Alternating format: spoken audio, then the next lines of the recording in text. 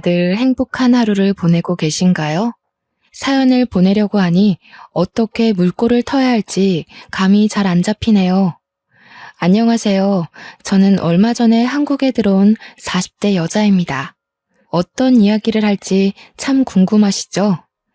제 이야기는 전 남편과의 징글징글한 이야기입니다. 그럼 지금부터 속 시원하게 한번 털어보겠습니다. 제 남편은 말 그대로 개천용, 개천에서 용이 난 케이스였습니다. 술독에 빠져서 늘 정신을 못 차리고 술주정을 부리는 시모에 노름판에 빠져서 돈을 벌기는커녕 빚만 늘리는 시부, 거기다가 어릴 때 사고를 쳐서 애까지 하나 달고 있는 시동생까지 개차반 가족이었습니다. 그중 유일하게 정상으로 보이는 게 제 남편이었죠.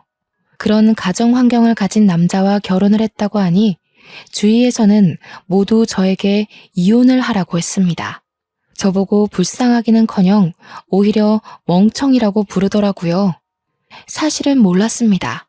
남편의 집이 그런 개차반인지 상상도 못했어요. 남편은 저에게 고아라고 했고 고아원에서 자랐다고 했습니다. 그래서 우리 집에서는 오히려 쌍수를 들고 환영을 했죠. 귀한 딸 시집살이 시킬 시댁이 없다고 하니 얼마나 좋았겠어요. 남편은 저를 속이려고 속였던 게 아니라고 했습니다. 실제로 고아원에 어릴 때 맡겨서 성인이 되어 고아원에서 쫓겨날 때까지 수모를 참으며 살았다고 했습니다. 공부를 제대로 시켜주지 않아서 혼자 친구들이 버린 문제집을 주워다가 지우개로 박박 지워가며 공부를 했다고 했어요. 그래서 제 남편은 변호사가 되었고 저보다 저희 아버지를 먼저 알게 되었습니다. 저희 아버지는 국내에서 내노라 하는 불굴의 탑 10대 변호사 사무실 안에 들어가는 법무법인의 대표였습니다. 아버지께서는 판사로 임용이 되어 법원에 오래 자리를 잡고 계시다가 판사직을 내려놓고 변호사가 되셨죠. 운 좋게 굵직한 사건들을 맡아 해결을 하신 이후 사무실은 점점 커졌고 지금은 모든 분야에서 탑이라고 일컫는 법무법인을 운영하십니다. 아버지께서는 정치계 쪽에도 기업인들 사이에서도 인기가 많은 변호사였습니다. 그런 아버지의 눈에 제 남편이 어떻게 눈에 들어왔는지 궁금하시죠? 우리 남편은 아주 뚝심 있는 국선 변호사였습니다. 아주 진창으로 나락으로 가난한 사람들을 대변하는 그런 변호사였어요. 뚝심이 어찌나 강한지 주위에서 아무리 흔들어도 꿈쩍없는 사람이었습니다. 아버지께서는 그런 제 남편을 너무나도 마음에 들어 하셨고 하루라도 빨리 본인의 사무실로 스카우트하고 싶어 하셨습니다. 몇 번의 제의를 했지만 그때마다 거절을 당하셨다고 했어요. 남편은 가난한 사람들을 도와주고 싶다고 커다란 회사에 들어가 굵직한 사건만 맡으면 소외된 사람들은 누가 변호해주냐고 했다고 하더라고요.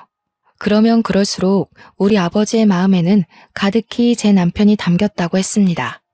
그날은 어머니의 심부름으로 아버지께 물건을 가져다 드리러 사무실에 방문한 날이었는데 그날도 아버지께서는 제 남편을 회유하러 부르셨어요. 남편은 거절을 하고 나오고 저는 아버지의 사무실로 들어가는 순간 마주쳤습니다. 저는 남편에게 정말 한눈에 반하고 말았습니다. 아버지의 사무실에서 멀끔하게 나오는 그 모습에 두 눈을 빼앗기고 말았습니다. 저는 아버지께 당장 달려가 저 사람은 누구냐고 물어보았죠. 아버지께서는 아주 뚝심이 있는 남자라면서 저에게 모든 이야기를 해주셨어요. 스카우트하고 싶은데 죽어도 넘어오지 않는 사람이라면서요. 저는 그날 하루 본 제 남편의 얼굴이 잊혀지지 않아서 시름시름 앓았습니다. 이게 바로 상사병이라는 걸까요? 정말 딱 한 번만 더 봤으면 좋겠다 하는 생각이 머릿속에서 지워지지 않았습니다. 결국 전 용기를 내었어요. 수소문을 해서 남편이 일하는 국선 변호사 사무실을 찾아갔습니다. 무슨 일로 오셨습니까? 저에게 묻는 남편에게 저는 그저 아무 말도 하지 못했습니다. 제가 무슨 사정이 있나 보다 하고 잠자코 저를 기다려 주었는데 그 모습도 너무 강단 있어 보이고 멋있더라고요. 저는 솔직하게 이야기했습니다. 제가 누구 딸인지 말이죠. 그러자 저한테 사무실까지 따님이 찾아올 거라 생각도 못했다면서 이미 제안은 거절했다고 했습니다. 저한테 그게 무슨 상관일까요?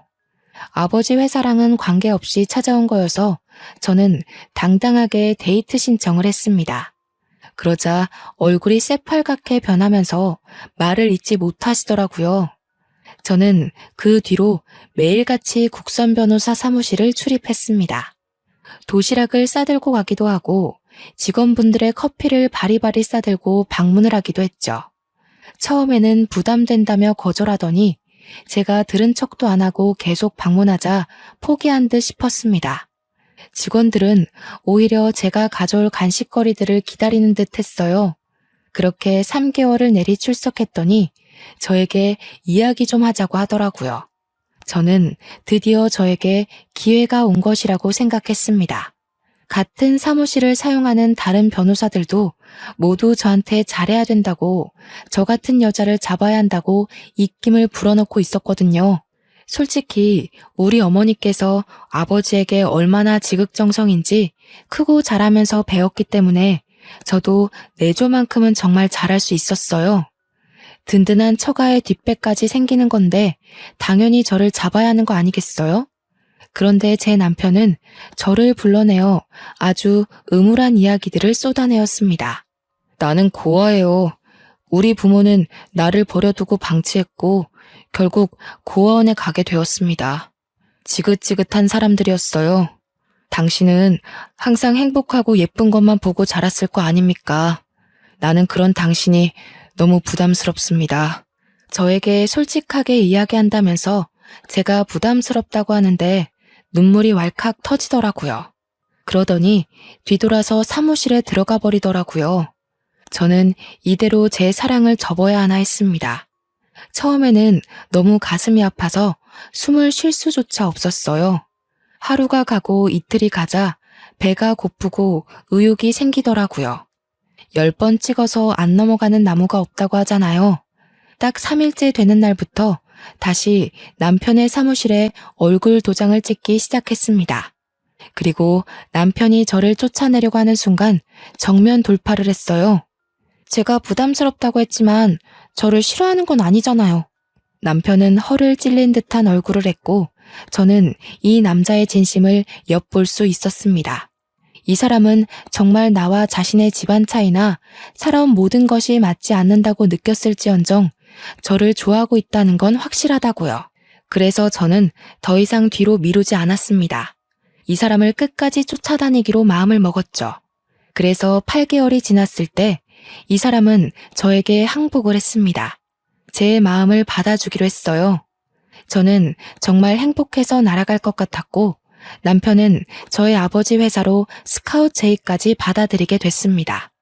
우리 아버지는 저에게 정말 복덩이라고 하셨어요.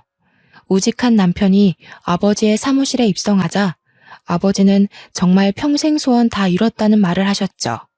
저는 이때다 싶어서 남편과 연애 중이라는 사실을 밝혔고 아버지는 아주 놀라워하시면서도 축하를 해주셨어요. 우리 남편이 고아라는 사실을 저희 부모님께서 쌍수 들고 환영했다고 하셨잖아요. 아버지께서는 당장 결혼이라도 하라며 저희를 응원해 주셨습니다. 그래서 저희는 결혼을 준비했어요. 남편이 국선 변호사로 일하면서 모아둔 돈이 별로 없었기에 저희 아버지께서 통 크게 사무실 근처에 아파트를 하나 사주셨고요. 어머니께서는 혼수를 채워주셨습니다.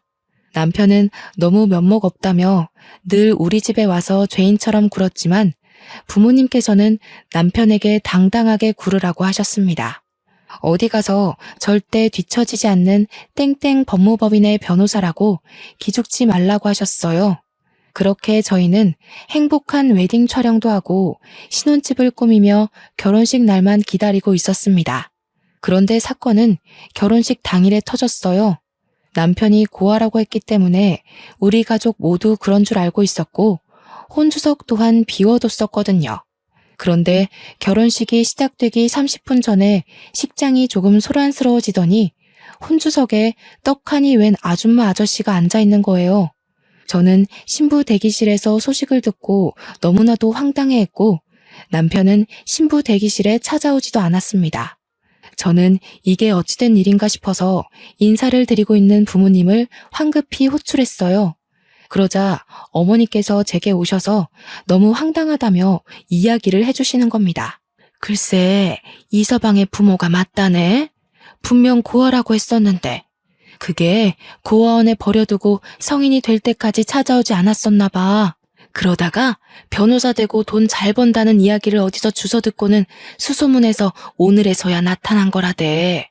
경사스러운 날에 이게 무슨 날벼락이니? 어머니는 정말 걱정스러운 얼굴로 저를 쳐다보면서 말씀하셨어요.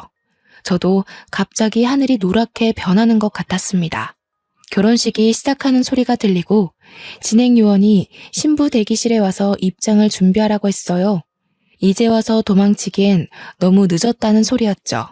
일단 부딪혀 본 적 없는 시댁 식구들이었기에 결혼식을 올리고 나서 생각해보자는 안일한 생각이 저를 지배했습니다. 남편도 꽤 당황한 듯한 눈치였어요.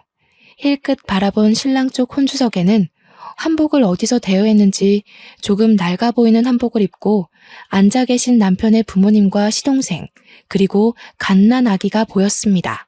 저는 이를 꽉 깨물고 아버지의 손을 잡고 입장을 했고 성대한 결혼식을 올렸습니다. 결혼식이 끝나고 정신없이 인사를 드리고 난 뒤 정막이 찾아왔어요. 그때서야 제대로 시부모라는 사람들과 인사를 할 수 있었습니다. 앙큼하게 어디 알리지도 않고 결혼식을 올릴 생각을 했어? 이런 중요한 일에 우리를 찾아와 인사할 생각도 안 하고. 남편은 아무 말도 하지 않았습니다. 저는 너무 당황스러웠고요. 어디서 사는지도 모르는데 어떻게 가서 인사를 드리고 상견례를 진행합니까? 저희 부모님도 똥 밟았다는 얼굴을 하고 계셨습니다. 남편은 신혼여행이 급하니 인사는 다녀와서 드리겠다고 공손하게 대답한 뒤 저의 손을 잡았어요. 제가 너무나도 사랑했던 남편이기 때문에 믿고 신혼여행길로 올랐습니다. 신혼여행길에서 모든 이야기를 들을 수 있었어요. 고아원에서 지낼 때 고아원 원장이 은근슬쩍 친부모에 대해 이야기를 해준 적이 있었다고요. 공부를 잘하니 성인이 되면 한몫할 거라고 넌지시 던졌다고까지요. 친부모란 사람은 아이를 버린 것도 모자라 어린 시동생만 데리고 키우면서 남편에게 빌붙을 준비를 하고 있었던 거였어요. 결국에 변호사가 되고 고아원에 찾아가 수소문을 해서 얼마 전에 연락이 왔다고 했습니다. 남편은 결혼을 한다고만 이야기했고 결혼식까지 찾아온 건 시부모가 스스로 한 거라고요. 저는 그런 남편을 꼭 안아주었습니다. 저라면 친부모고 나발이고 고생할 때 지원은커녕 애를 버리기까지 했는데 그런 사람들이랑은 인연 자체를 끊을 것 같거든요. 그런데 남편은 그래도 낳아준 부모라면서 고아원에 맡겨지기 전까진 행복했던 기억들도 있다고 그 사람들과의 인연을 끊지 못했습니다. 그러면서 눈물을 흘리기 시작하는데 저는 안쓰러운 마음이 들면서도 왜 끝끝내 저에게 고아라고 말을 했는지 의문이 들었어요. 미리 언질이라도 해주었으면 결혼을 조금 미뤘을지도 모르죠. 아니면 제가 시부모를 찾아가서 이야기를 듣고 오해를 풀 시간이 충분했을지도 모르고요. 상견례 한 번 한 적 없는 시부모라는 사람이 결혼식 당일에서야 갑자기 나타나 행색만 겨우 맞추고 혼주석에 앉아 있었다고 생각해보세요. 미리 알았으면 한복이라도 제대로 해드렸을 텐데 우리 부모님이랑 얼마나 비교가 되었겠습니까?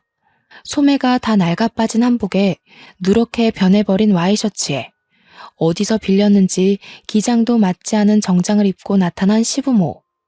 우리 부모님 손님들이 얼마나 대단하신 분들인데 그걸 보고 다들 아무 소리 안 하고 넘어갈 수 있겠어요. 다들 우리 집에 대해 욕을 하느라 바빴겠죠. 부모님도 정말 당황하셨을 거예요. 저는 다른 것보다 그게 더 마음이 쓰이더라고요. 아무튼 남편은 저에게 앞으로는 못 볼 걸 보여주지 않겠다고 약속했지만 이미 남편의 표정에는 근심이 가득했어요.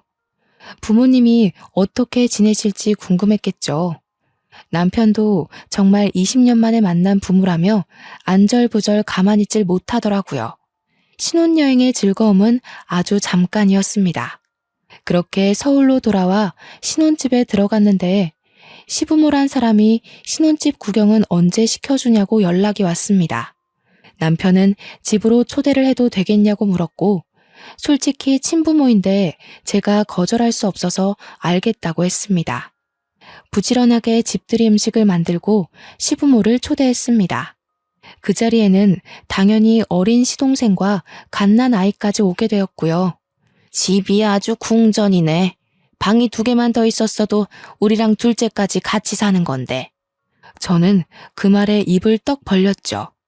신혼집인데 어떻게 시부모를 모시고 살겠어요? 거기다가 시동생까지요?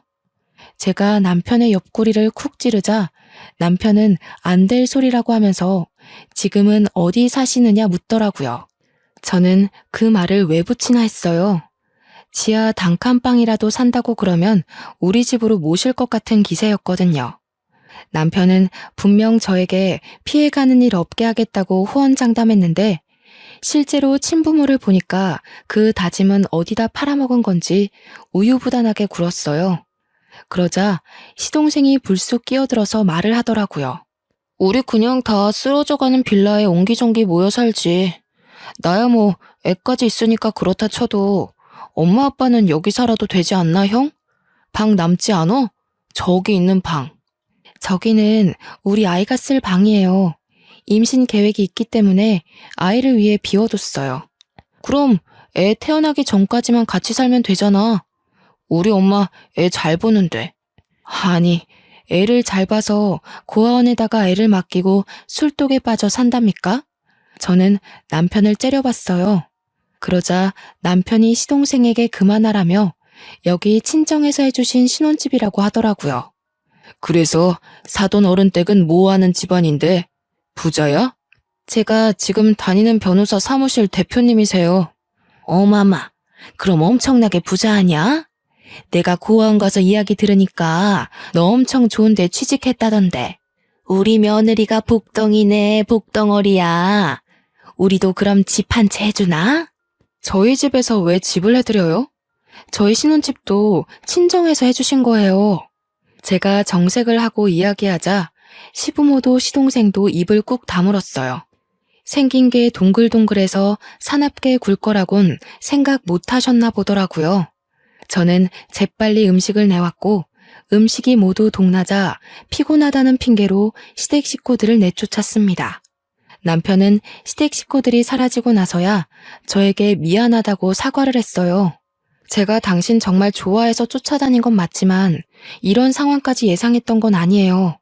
앞으로 당신이 제대로 처신했으면 좋겠어요. 남편은 알겠다고 고개를 끄덕였어요. 처음의 바램처럼 제대로 된 바람막이가 되어주겠다고 약속했습니다. 하지만 뻔뻔하기 그지없는 시부모들은 저에게 아주 갖은 요구를 해댔습니다. 처음에는 아주 불쌍하게 이야기를 했어요. 당장 뜨끈한 쌀밥이 먹고 싶은데 돈이 없으니 10만 원만 보내달라고 하더라고요. 10만 원이 없어서 허덕이진 않았기 때문에 처음에는 그냥 보내드렸죠. 그런데 매주마다 요구를 하시는 거예요. 10만 원씩. 그러더니 시간이 좀 지나니 달마다 용돈을 달라고 하시더라고요. 50만 원. 매달 50만 원만 붙여주면 우리가 너네 살림에 절대 간섭 안 하마. 우리도 돈을 벌긴 벌고 있는데 손주까지 키우려니 살림이 워낙 빠듯해서 그래. 저한테 비굴하게 비는데 매몰차게 거절할 수가 없었어요. 그래서 매달 50만 원씩 남편이 주는 생활비에서 뚝 잘라 보내주기 시작했습니다. 한동안은 잠잠하던 시댁 식구들은 3개월쯤 지나자 본색을 드러냈어요. 지금 살고 있는 빌라가 너무 낡아서 난방도 제대로 안 되고 비도 샌다면서요. 저에게 집 수리를 좀 해줄 순 없냐고 하는 거예요. 저는 그 낡은 빌라를 고쳐봐야 얼마나 들겠나 싶어서 알겠다고 했어요. 뭐 예단비 대신 드린다고 생각하면 되겠지 하고 생각했어요. 그런데 글쎄 인테리어만 한 게 아니라 가전제품도 싹 바꿨더라고요. 뻔뻔하게 저에게 4천만 원을 달라고 하는데 비가 들이치는 부분 메우고 벽지만 발랐다면서 4천만 원이 말이 되느냐고 되물었죠. 그랬더니 너무 당당하게 말을 하시는 거예요. 아니, 벽지를 싹 발라놓으니까 우리 낡은 가구들이 눈에 거슬리잖아. 부자 며느리 좋다는 게 뭐니? 이럴 때 딱 돈 쓰는 거지. 제가 아직도 친정에서 용돈 받아다 쓰는 줄 아셔요? 이거 다 그이 지갑에서 나오는 거예요. 그이 용돈 줄여서 할부로 갚아야 하니까 그런 줄 아세요. 얘야 얘야 하고 애타게 저를 부르는 소리가 들렸지만 무시하고 전화를 끊었습니다. 제가 친정에 말해서 4천만 원 빌리는 거야 어렵지 않죠. 꾸준히 제가 모아왔던 돈들도 있고 그거야 어려운 거 아니지만 그래도 저한테 당당하게 요구하는 꼴이 마음에 들지 않았어요. 제 남편에게 문제집 한 건 사줘본 적 없는 사람들이 무슨 염치로 집을 저렇게 다 뜯어 고치는지. 그러나 시부모만 뻔뻔한 게 아니었습니다. 이제 갓 군대에서 전역한 시동생은 더욱 파렴치한 놈이었죠. 시동생에게 어린 아이가 있다고 했잖아요. 군대에서 휴가 나왔을 때 여자친구를 임신시켰는데 여자친구가 애만 덜렁 시댁에 두고 사라졌다고 하더라고요. 아직 앞날이 창창한 20살이라 아이를 키울 자신이 없다고 애만 두고 떠났다고요. 고아원에 버리겠다고 난리를 친 시부모를 시동생이 설득했대요. 그 이야기만 듣고 제정신이 박힌 사람이구나 싶었는데 아니더라고요. 군대 제대하고 나서부터 애는 뒷전이고 맨날 PC방에서 담배 피고 술집 가서 술 먹고 노느라 바빴대요. 그래서 애가 아빠를 보고도 낯설어 한다고 하더라고요. 그런 시동생이 저한테 애를 데리고 다니는데 불편해서 그런다며 차를 사달라고 하더라고요. 그걸 왜 저한테 말하는지 이해가 되지 않아서 남편이랑 상의해보라고 했죠. 우리 형 아시잖아요. 고아원에서 힘들게 산 거. 그런데 어떻게 형한테 차까지 사달라고 해요?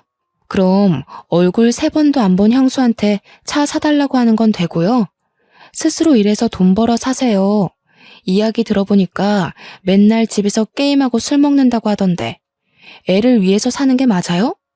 시동생은 형수 너무하네, 있는 사람이 더하다던데 궁시렁거리면서 전화를 끊었습니다. 저는 화가 나서 남편이 퇴근하고 돌아오자마자 이야기를 했어요. 당신네 가족들이 나한테 자꾸 이것저것 요구하는 거 알고 있냐고 이야기를 하니 전혀 몰랐다고 하더라고요. 그러면서 저한테 용돈을 드리고 있는데 그걸로 부족한가? 하는 거예요. 제가 매달 50만 원씩 드리는 거 그거 남편한테 말한 적이 없었거든요. 놀래서 남편에게 50만 원 드리는 거 알고 있었냐고 하니까 뭔 소리냐고 되묻더라고요.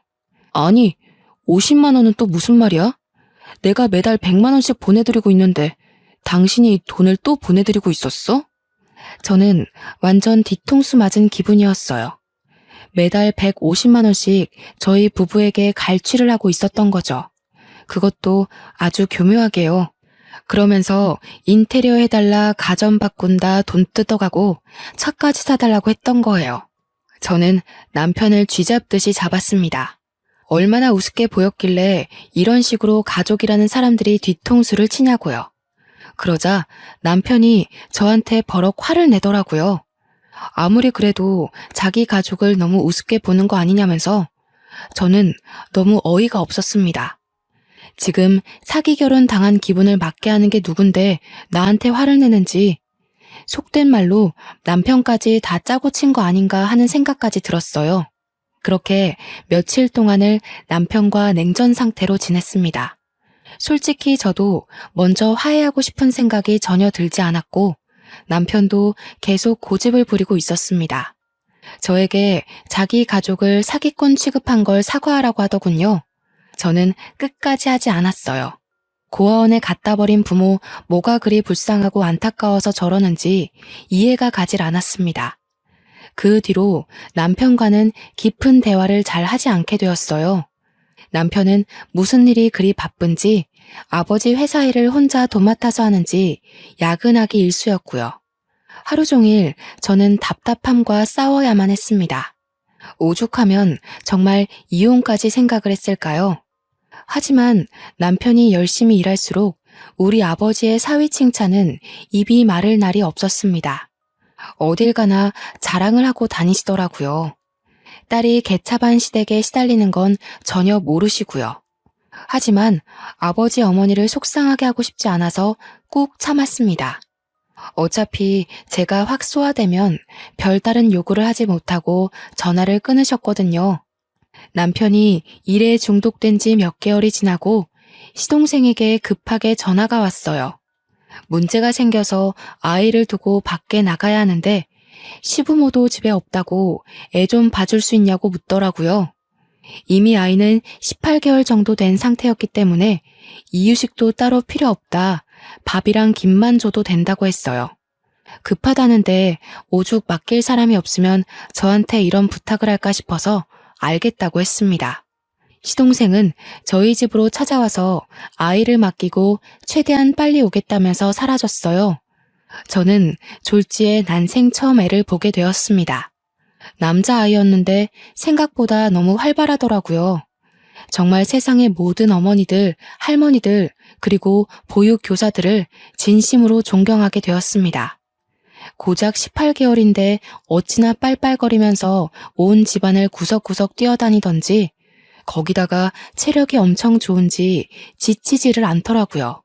하루 종일 숨바꼭질에 술래잡기에 말도 제대로 못하는 아기와 뛰어놀았더니 진이 다 빠지더라고요. 남편은 밤 9시가 돼서야 퇴근을 했고 그때까지도 시동생이 나타나지 않아서 저는 거실에서 아이와 함께 잠이 들었습니다.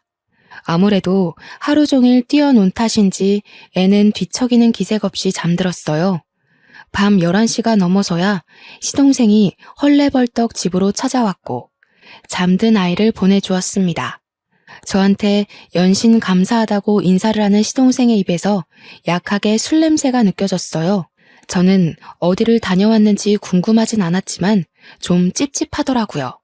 도련님 술 드셨어요? 애 안고 집까지 잘 가실 수 있어요? 설마 뭐 애 떨구겠습니까? 제가 차가 있었으면 안전하게 데리고 갔을 텐데. 술 드셨으면서 무슨 운전이에요. 조심히 가세요. 그러자 남편이 조용히 옷을 입더니 데려다 주겠다고 하더라고요. 참나, 지 가족 생각은 아주 끊임없이 하는 것 같았습니다. 저는 별다른 이야기하지 않고 방으로 들어왔어요. 대충 40분쯤 지나니 남편이 다시 집으로 돌아오더라고요. 그러더니 저한테 시댁에 경차라도 한 대 사줘야 할까 하는 겁니다. 저는 펄쩍 뛰었어요. 지금 고정적으로 나가는 돈이 얼만데 경차까지 사주냐고 하니까 조카가 아기라서 차가 있어야 할 것 같다는 거예요. 저는 방금도 술 먹고 들어온 시동생에게 운전대를 내어줄 수 있냐고 다 같이 죽는 거 아니냐고 했습니다. 그러자 남편이 또 무슨 말을 그렇게 하냐고 저한테 화를 버럭 냈어요. 제가 알던 남편이 아닌 것 같았습니다. 우직하고 강인하고 누구보다 남을 배려하며 살았던 남편이었는데 약한 사람들을 위한 변호사가 될 거라고 했었는데 말이죠. 결국 남편은 중고차로 소형 세단을 시댁에 사주었어요. 경차를 사주겠다고 하더니 소형 세단을 사준 거 보고 저는 혀를 끌끌 찼습니다. 그렇게 차까지 사주고 나니 남편이 분명 용돈 남는 거 하나 없어야 하는데 이 남자 자꾸 어디서 돈을 쓰더라고요. 시댁에 소고기를 보내고 조카를 준답시고 몇십만 원짜리 장난감을 사주고 저는 아버지에게 슬쩍 남편의 연봉이 올랐냐고 물어봤는데 그건 아니라고 했어요. 원래도 잘 벌긴 했지만 그래도 저희가 매달 청약도 들고 적금도 있고 고정 생활비에 지출비도 있고 시댁에 150만 원씩 용돈도 드리고 하다 보니 남편이 유동적으로 쓸 수 있는 현금이 부족하긴 해야 하는데 이상하게 화수분처럼 돈을 꺼내더라고요. 슬슬 찜찜해지기 시작했죠. 그렇게 또 2달이 흐르고 시동생은 간간히 저희 집에 아이를 맡겼어요. 조카가 절 좋아한다는 말도 안 되는 이야기를 들이밀면서 애를 맡기더라고요. 처음에는 한두 번이니까 알겠다고 좋은 마음으로 아이를 봐주었는데 이게 시도 때도 없이 그러니까 저도 싫더라고요. 주말에 남편이랑 데이트라도 할라 치면 조카를 데려오질 않나 평일에도 불쑥 찾아와서 1시간만 맡아주세요, 2시간만 맡아주세요 하는데 제가 무슨 보모라도 된 기분이었습니다. 그래서 하루는 집에 없는 척을 했어요. 배를 여러 번 누르고 문도 쾅쾅 두들기다가 집에 진짜 없나? 하면서 조용해지더라고요. 엘리베이터가 열렸다 닫히는 소리도 들려서 시동생이 갔나 싶어서 인터폰을 켜보니까 없더라고요. 그래서 잘됐다, 집에서 늘어지게 영화나 봐야지 하고 있는데 갑자기 조카의 울음소리가 들리는 거예요. 놀래서 현관문을 벌컥 열었습니다. 그러자 시동생은 어디로 사라지고 없고 현관문 앞에 조카만 덜렁 있었어요. 아직 2돌도 안 된 아기를 두고 사라진 거예요. 저는 놀래서 시동생에게 전화를 하려고 휴대폰을 열었는데 문자가 하나 와 있더라고요. 형수, 어디 갔어요? 문 앞에 애 두고 저 일 좀 보고 올게요. 집에 얼른 들어가서 애 좀 챙기세요. 저는 정말 너무너무 빡쳤습니다. 그래서 바로 아이를 데리고 집에 들어와 시동생에게 전화를 걸었습니다. 전화를 당연히 받지 않더라고요. 그 뒤로도 3번을 더 걸었는데 받지 않았어요. 결국 남편이 먼저 퇴근해서 돌아왔고 아이와 함께 저녁을 먹고 씻긴 뒤 남편에게 문자를 보여주었습니다. 남편은 문자를 보더니 놀래서 눈이 땡그레지더라고요. 그 순간 시동생이 현관문 벨을 누르더라고요. 남편이 문을 열어주었고 제가 바로 시동생의 뺨을 때렸습니다. 남편도 시동생도 무척 놀란 얼굴이었어요. 도련님, 아무리 상식이 없다고 해도 제정신이에요? 문자만 하나 덜렁 보내놓고 애를 문 앞에 두고 사라지면 어떡해요? 이 어린애가 계단이라도 굴렀으면 어쩔 뻔했어요. 아빠라는 사람이 이렇게 무책임해도 돼요? 제가 막 소리를 지르자 남편이 그제서야 시동생을 혼내기 시작했어요. 그러자 시동생이 입을 꾹 다물고 자고 있는 아이를 들쳐업고 가더라고요. 남편이 따라 나서는 걸 보면 집까지 데려다 주는 것 같았습니다. 저는 열을 식히느랴 샤워를 하고 나왔더니 남편이 와 있더라고요. 제가 뺨 때린 게 너무했냐고 물어보니 아니라고 잘했다고 하면서도 뭔가 할 말이 있어 보였어요. 할 말이 있으면 지금 하라고 했더니 저한테 조카 이야기를 하더라고요. 동생이 너무 어리기도 하고 조카는 엄마의 손길이 필요한 것 같아서 말이야. 내가 부모님이랑 이야기를 해봤는데 조카를 우리가 입양해서 키우는 게 어떨까? 저는 남편에게 바로 손에 집히는 휴지를 던졌습니다. 우리한테 애가 있는 것도 아닌데 어떻게 그런 말을 할 수 있어? 남의 자식을 내 자식처럼 키우라고? 그게 말이나 되는 소리야? 언제는 고아라며, 가족 없다며. 남편은 저에게 진정하라고 오늘은 따로 자자고 하면서 거실로 나갔습니다. 저는 너무 스트레스를 받아서 구토가 확 올라왔어요. 한바탕 변기를 붙잡고 다 토해낸 뒤 겨우 잠이 들었습니다. 그 뒤로 스트레스 탓인지 미열도 자꾸 오르고 식욕도 없고 어지럽기도 하고 그러더라고요. 그러다 일이 확 터졌죠. 시모가 술 먹다가 옆 테이블 아줌마랑 시비가 붙어서 싸움이 났는데 옆 테이블 아줌마를 거의 발로 밟았다는 거예요. 곤죽이 된 피해자가 시모에게 폭행치사 소송을 건 것이었어요. 남편은 난리가 나고 시모는 저에게 우리 아버지 회사 변호사 1명 빵빵한 분으로 붙여달라고 요구를 하고 저는 진짜 저희 부모님 보기 부끄러워서 아무 말도 못했고요. 저한테 계속 전화를 걸어서 변호사가 그리 많은데 자기 일 봐줄 사람 하나 없는 게 말이 되냐고 소리를 치는데 진짜 혀를 깨물고 싶었어요. 시부는 저한테 아들이랑 시모 몰래 50만 원만 빌려주면 100만 원으로 불려서 갚겠다는 헛소리나 하고요. 개버릇 남 못 준다더니 시부는 아직도 노름질을 하고 있고 시모는 술독에 빠져 살고 있었습니다. 남편은 하루하루 말라가고 있었어요. 안쓰러워서 보듬어주고 싶다가도 지 가족 챙기는데 힘쓰는 걸 보면 정내미가 뚝 떨어졌습니다. 그러다가 문득 알게 되었습니다. 제가 생리를 하고 있지 않다는 사실을요. 저는 바로 약국에 가서 임신 테스트기를 했고 선명한 2주를 확인했습니다. 이걸 경사라고 해야 할지 악재라고 해야 할지 너무나도 두려웠어요. 남편에게 점점 신뢰를 잃어가는 와중에 덜컥 임신이라뇨. 하지만 산부인과에 가서 8주가 됐다는 소견을 받고 아이의 심장 소리를 들으니 모성애가 생기더라고요. 어떻게 해서든 내 아이만큼은 정말 제대로 번듯하게 사랑만 주면서 잘 키워야겠다. 그런 생각이 들었습니다. 그런데 병원에서 제 자궁이 약하다고 하더라고요. 유산기가 있으니까 조심해야 된다고 저 같은 산모들은 30주가 돼도 불안해야 한다고 했어요. 절대로 무리하지 말고 집에서 쉬는 것만 생각하라고 하면서요. 저는 제 임신 사실을 남편과 친정에 알렸습니다. 친정 부모님은 당연히 너무나도 좋아하셨죠. 저에게 벌써 어디 한약이 좋다더라 하시면서 하루빨리 손주를 만날 날을 기대하고 있었습니다. 남편에게는 모든 걸 솔직하게 말했습니다. 제 자궁이 약해서 절대로 스트레스 받으면 안 되고 무리해서도 안 된다고요. 남편은 제 말을 잘 이해한 것 같았어요. 그 뒤로 시부모에게 연락을 받는 일이 없었거든요. 하지만 한 가지 시동생만큼은 여전히 눈치 없이 굴었습니다. 저에게 자꾸만 조카를 맡기고 사라졌어요.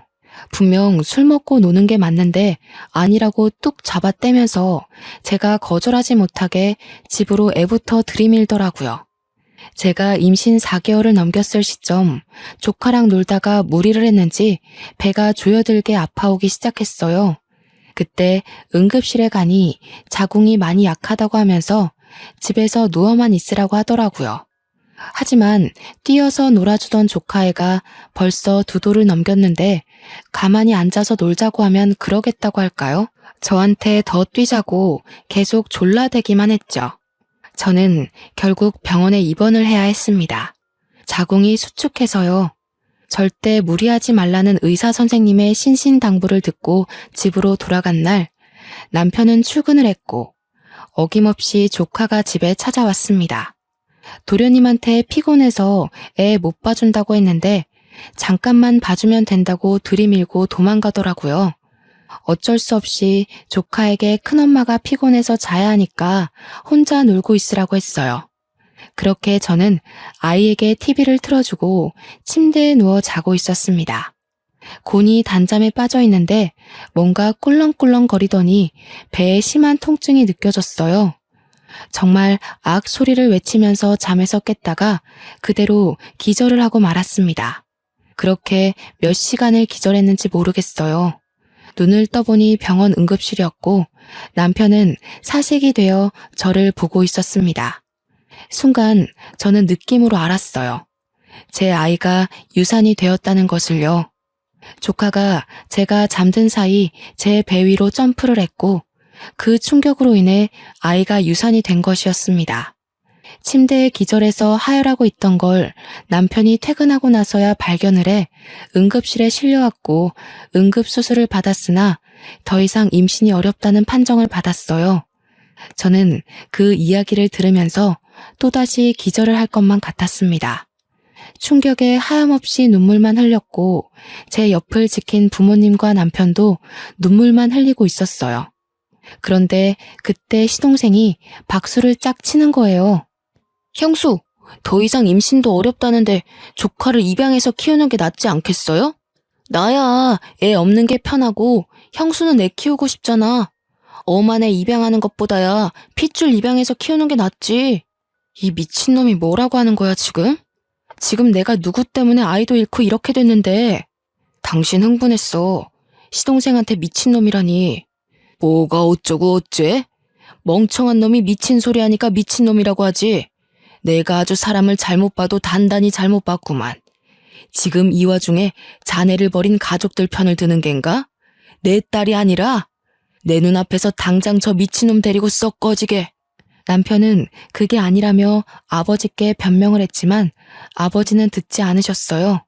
꼴도 보기 싫으니까 당장 꺼지라고 소리를 치셨고 저도 지지 않고 나가라고 소리를 질렀습니다. 저는 남편과 시동생이 나가자 아버지께 당장 이혼하겠다고 말씀을 드렸어요.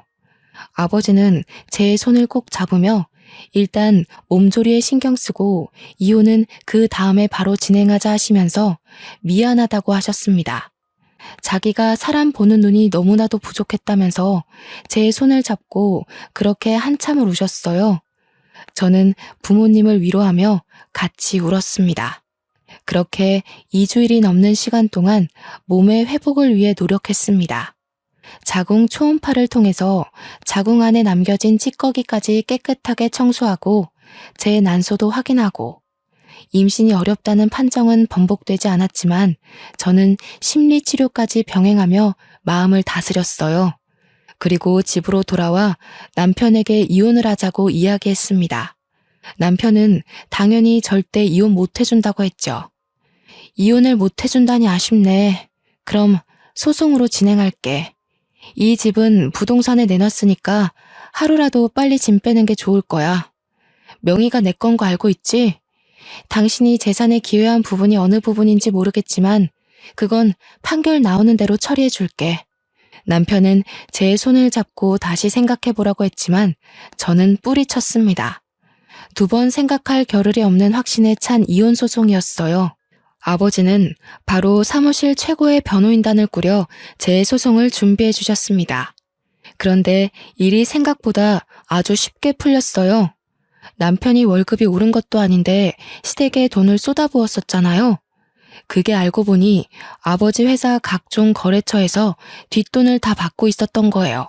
거절된 의뢰들도 몰래 수임해서 수임료 챙기고 아버지 로펌 이름을 걸고 갑질을 하고 있었던 거죠. 접대도 받고 뒷돈도 받고. 근데 그게 거래처의 장부에서 발견이 되고 수천만 원을 받은 것이 들통이 났습니다. 아버지께서는 그 증거들을 모조리 파헤쳐서 이혼 소송과 별개로 횡령으로도 소송을 걸었어요. 남편은 구속 위기에 처하자 저를 찾아와 울고불고 빌면서 이혼 바로 해주겠다고 용서를 해달라고 했죠. 하지만 전 이미 1번 기회를 줬잖아요. 2번 주기 싫었습니다.